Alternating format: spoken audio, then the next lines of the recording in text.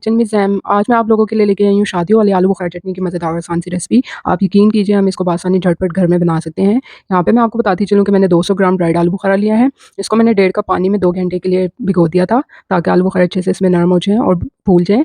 इसके बाद मैंने इसमें लिया है 5 से 6 टेबल स्पून दानेदार चीनी, छिले हुए बादाम, चारों मगज़, रेड फूड कलर। तो चलें स्टार्ट करते हैं। सबसे पहले हमने सॉस पैन में जिस पानी में हमने आलू बुखारे को डिप किया था वो डाल देना है। अभी हमने इसमें आलू बुखारे ऐड नहीं करने, जस्ट उसका पानी डालना है। साथ ही हमने इसमें चीनी भी डाल देनी है। चीनी डालने के बाद हमने इसको इतनी देर तक पकाना है कि चीनी अच्छे से घुल जाए और इसमें एक उबाल आ जाए। अभी हमने इसको बहुत ज़्यादा थिक नहीं करना।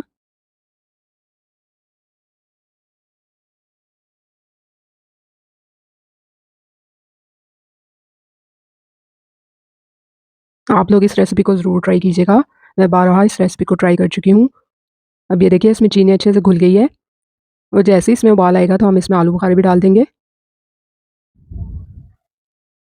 अब हमने इसमें आलू बुखारे भी डाल देने हैं और हमने इसको इतनी देर तक पकाना है कि जब तक कि ये थिक ना होना शुरू हो जाए और आलू बुखारे अच्छे से इसमें सॉफ्ट हो जाएँ और मज़ीद अच्छे से फूल जाएँ। अगर तो आलू बुखारे का सीज़न है तो आप लोग फ्रेश भी यूज़ कर सकते हैं। यहाँ पे मैंने ड्राइड लिए हैं। आप यकीन कीजिए बिल्कुल शादियों वाले आलू बुखारा चटनी की याद ताज़ा हो जाती है। सेम वही टेस्ट होता है, इसके टेस्ट में कोई फ़र्क नहीं होता। आप रेसिपी को एज़ इट इज़ फ़ॉलो कीजिएगा।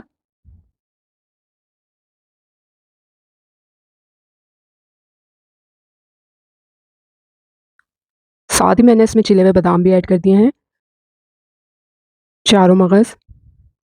इसके बाद हमने इसको अच्छे तरीके से मिक्स कर लेना है।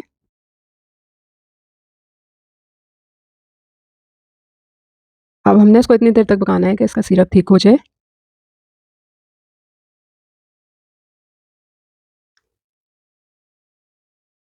ये देखिए आलू बुखारे इसमें फूलना शुरू हो गए हैं। साथ ही मैंने इसमें 2 से 3 कतरे रेड फूड कलर के भी ऐड कर दिए थे। अच्छे से मिक्स कर लेना है। देखिए कितना शानदार सा कलर आया है। फूड कलर आपने बहुत ज़्यादा ऐड नहीं करना। ये आहिस्ता-आहिस्ता थिक होना शुरू हो गया है।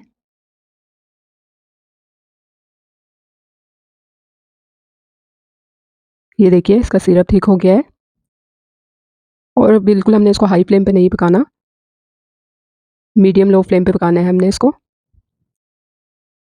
तो ये देखिए मज़ेदार से आलू बुखारा चटनी तैयार हो चुकी है। आप इसका कलर देख सकते हैं कितना शानदार लग रहा है। अब हमने इसको एक प्याले में निकाल लेना है। आप इसकी थिकनेस नोट कर सकते हैं। इसकी कंसिस्टेंसी इसी तरह की होनी चाहिए। चारों मगज़ से इसको गार्निश कर देना है। रेसिपी पसंद आई है तो इसको लाइक और शेयर करना मत भूलिएगा और चैनल को सब्सक्राइब ज़रूर कर दीजिएगा। रेसिपी को ज़रूर ट्राई कीजिएगा और फीडबैक से आगाह कीजिएगा। जल्द मिलूँगी आप लोगों से एक नई रेसिपी के साथ। तब तक के लिए अल्लाह हाफ़िज़।